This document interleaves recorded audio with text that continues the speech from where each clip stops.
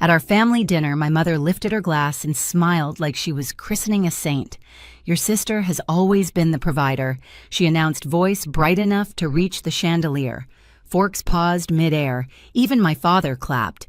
The room buzzed with practiced admiration, while my phone buzzed with another overdue payment, her payment. I didn't shout. I didn't break. I just leaned back, the candlelight catching the rim of my glass, and said, "Perfect. Then she can handle the 9,200 I've been covering for her." The silence that followed didn't sound like shock. It sounded like truth, finally finding its volume. Before I tell you the rest, tell me where you listening from, so I know I'm not the only one who's ever been humiliated at her own dinner table. Growing up, I used to think our family dinners were a performance, and Mom was the director. Every seat had a role, every smile a cue. Dad always opened with a toast about gratitude. Mom handled the script of appearances, and my sister, Elise, she was the star. I was the one who made sure the lights stayed on behind the curtain. When I was 10, Mom once told a neighbor, "Elise is our golden girl. Linda's our helper." I remember laughing along, pretending it didn't sting. That line followed me into adulthood through every family photo, every holiday, every conversation where Elise's name came up like a medal being polished. Elise, my older sister by 3 years, has always known how to look like she's winning. In high school, she was the cheer captain. In college, the one who networked her way through semesters, she barely passed. She had that effortless charisma. People wanted to believe in her. I learned early that someone had to do the believing for both of us. Mom Diane Fisher worshipped that image. Her world revolved around perception, what people said at church, who got invited to whose charity gala, what photos made the annual Christmas card. To her, love looked like applause. And my father, Richard, the silent type, believed in keeping the peace at any cost. When things got tense, he'd clear his throat and quote something about family unity, as if words could glue the cracks. So when Elise's life started slipping, jobs, lost rent, late excuses multiplying, no one said a word. "She's figuring things out," Mom would say. "Everyone needs time." The problem was, I kept paying for her time. Literally. 6 months ago, she'd called me breathless from a parking lot saying her funds were frozen. Her bank made a mistake. Her card got blocked. "Just for a month, Linda. You're the only one I trust." I'd believed her, because that's what I do. I fix things. I co-signed. I covered the payments. And while I was cutting back on groceries to make up for it, her feed was a montage of rooftop brunches and new beginnings. At work, my phone would buzz during meetings. Late fees alerts, interest climbing. I'd send her reminders, polite at first, then pleading. She'd reply with hearts, and "You're an angel." I told myself it wasn't malice, just irresponsibility. I told myself she'd make it right. Then the family dinner invitation came. Thursday night formal attire, special announcement. Mom said it like she was producing a show. I showed up out of habit, not hope. The house smelled like candles and control, rosemary, chicken, polished silver, and the faint sweetness of denial. When Dad raised his glass and declared Elise our provider, it wasn't a surprise. It was a ritual. A story they'd rehearsed so long they forgot it wasn't real.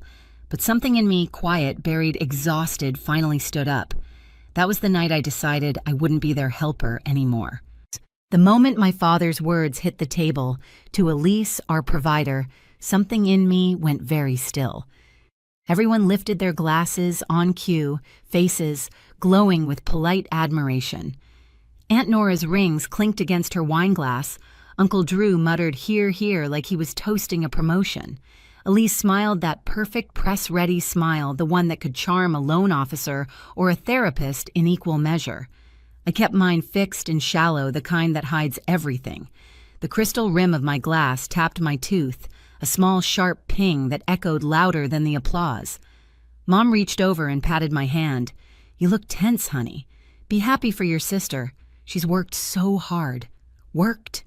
I thought of the bills stacked in my inbox, the statements marked past due, the nights I sat balancing numbers that weren't even mine. Elise had worked me harder than any job ever had. Across the table, Elise leaned in her perfume, sweet and heavy. "You've been quiet all night, Linda," she said softly, loud enough for everyone to hear. "You okay? Maybe you're just overwhelmed." That word. Overwhelmed. She'd used it before every time I tried to hold her accountable. It was her favorite dismissal, sweet poison wrapped in sympathy. I watched the candlelight tremble between us. "I'm fine," I said, my voice even, but my fingers tightened around the stem of the glass until I could feel the pulse in my hand. Dad cleared his throat again, always the judge restoring order. "Your sister's been a rock for this family," he said. "We're lucky to have someone so dependable." The irony almost made me laugh. Elise's gaze flickered, maybe sensing the shift. For once, she didn't control the room. My phone buzzed under the napkin, another reminder, minimum payment due. The sound might as well have been a countdown. The table buzzed with small talk, but all I could hear was the hum in my ears, the steady roar of blood and resentment. I thought of every apology I'd swallowed, every "it's fine" I'd offered to keep peace that never included me. Then Dad lifted his glass again. To Elise, he said, smiling. That's when I exhaled slowly, leaned back, and felt the calm wash in the kind that comes before you finally stop being quiet. I remember the exact second it happened, the shift from silence to certainty. My heart wasn't racing. It had slowed steady and cold. The same way it feels when you realize the fire's not spreading anymore, it's burning clean. Dad's toast faded. Someone laughed softly, awkwardly, and Elise turned her smile toward me like a spotlight. "Linda, don't look so serious," she said. "You're making everyone nervous." I set my glass down carefully, the sound sharp against the linen. The candles flickered. For years, I'd been the one to smooth things over, to apologize when someone else broke the rules. That night, I felt the last thread of that instinct snap. "Perfect," I said, my voice calm, almost detached. "Then she can handle the $9,200 I've been paying off for her." It landed like a thunderclap. The clinking stopped. Forks froze mid-air. Even the old radiator in the corner seemed to hold its breath. Mom blinked first. "Linda," she whispered, as if volume could erase the truth. "Sweetheart, that's not dinner conversation." Elise gave a short, nervous laugh. "What are you talking about?" I reached into my bag, pulled out a thick envelope, and placed it gently in the middle of the table. "These are the statements," I said. "Payments, receipts. Every charge you made that I covered so your credit wouldn't tank." Dad's face stiffened, the mask of control slipping. "You should have come to us privately," he said. "I did," I answered. "Twice.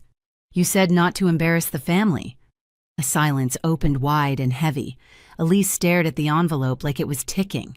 "You're exaggerating," she tried, voice trembling now.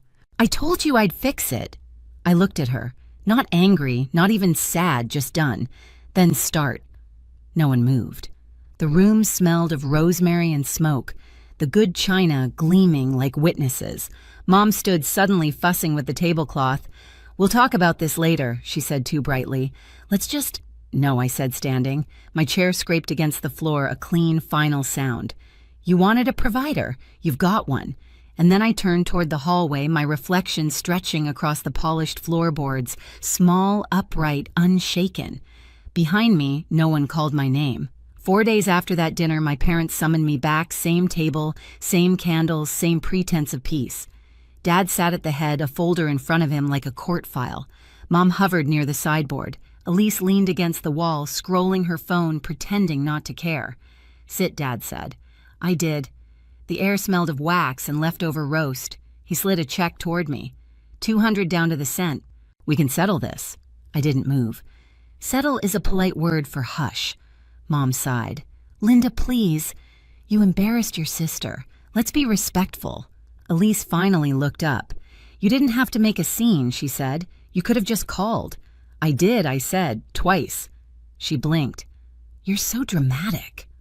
"I'm thorough," I answered. Dad exhaled hard. "We resolved the financial part. What's left is your attitude." I reached into my bag and placed a thin stack on the table. "What's left is the truth. Statements, payments, receipts." Elise's smile faltered. "You saved those I learned from you." From the corner, a voice. "Is it true, Evan?" Her boyfriend had been sitting quietly until now. His face was pale, tired. Elise froze. "It's complicated." He nodded once, already done. "Okay." He walked out the front door, closing like a verdict. No one spoke. Dad pushed the check closer. Take it. I folded it, slipped it back. That's not forgiveness, I said. That's a receipt. He misunderstood, relieved. Good then. No, I said. Not good. Mom's voice trembled. You're making this worse. Worse than what I asked. Paying for your show while you clap for the star. The candles hissed. I gathered the copies, stood, and left. No one followed. For weeks, silence. Fisher family silence means control everyone rewriting the story before it spreads. Then one night, a message blinked in my inbox. Subject high. I think your sister scammed me. Her name was Tara. She'd worked for Elise's so-called women in tech startup that never existed. She sent me everything, messages, invoices, screenshots.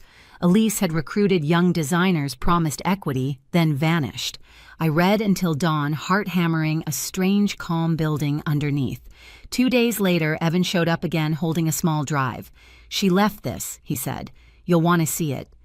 Inside was a spreadsheet titled Bridge Loans, a list of people, amounts, notes, family, friends, coworkers.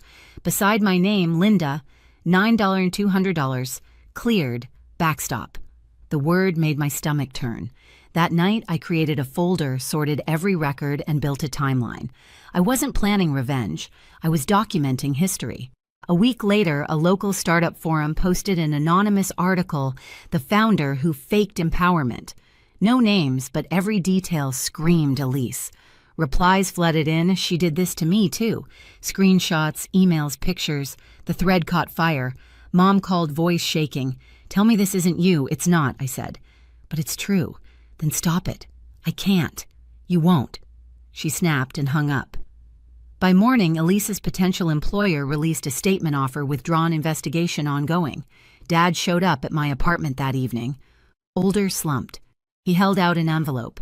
$15,000. To cover the rest. I didn't take it. Money isn't what I need, I said. Accountability is. He looked at the floor. I thought I was keeping the peace. No, I said quietly. You were keeping the performance. He nodded once, almost relieved to hear it spoken aloud.